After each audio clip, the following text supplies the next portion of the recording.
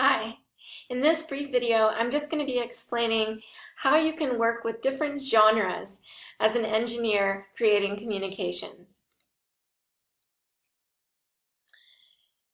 So specifically for the Engineering ECE capstone at Oregon State University, we're working with several different genres. Genre refers to the different conventions around the type of communication that you are creating. So genre can be made up of conventions that are created by an organization with standards like IEEE, by practical use, like for example a project summary has a common usage, a common purpose. And then assignments also create a kind of genre because they create a set of conventions that students need to follow in their communications tasks. So for the ECE engineering capstone, as well as for other design projects, update emails or just emails in general are one genre that you'll need to learn the conventions of in an ongoing way. So you might have different conventions, for example, for a course, or you have specific items that you need to be covered, or a manager might let you know that emails need to be in a specific form or cover specific topics or be organized a certain way in order to be satisfactory for the organization.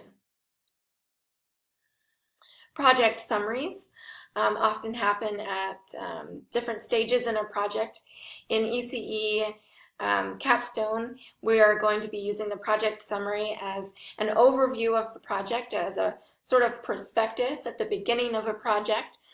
Project summaries might also be used at the end of a project, including an evaluation element.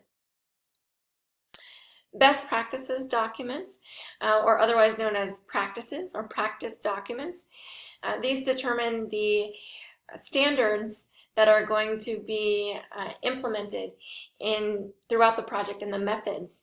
And they also argue for these standards as a way of agreeing upon the methods and the standards that are going to be used throughout a project.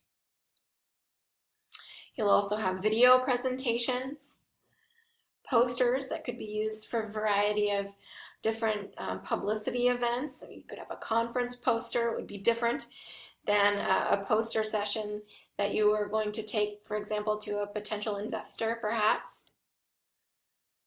Then progress reports, block diagrams and descriptions that are explanatory or informative of the details of your designs.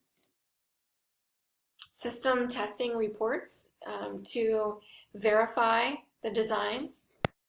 And then I also want to stress how important it will be for you to balance the conventions that you receive either from organizations like the IEEE and their formatting guide, or from assignment instructions, with the traditions of the genre, like an email, for example, with what you know and what you find out about your audience and your purpose.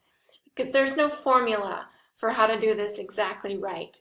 It's sort of a balancing act, right? And it takes practice and a lot of consideration to figure out how to negotiate to come out with a good balance for use of genre and conventions in your assignments, and then also in the future as you are creating communications.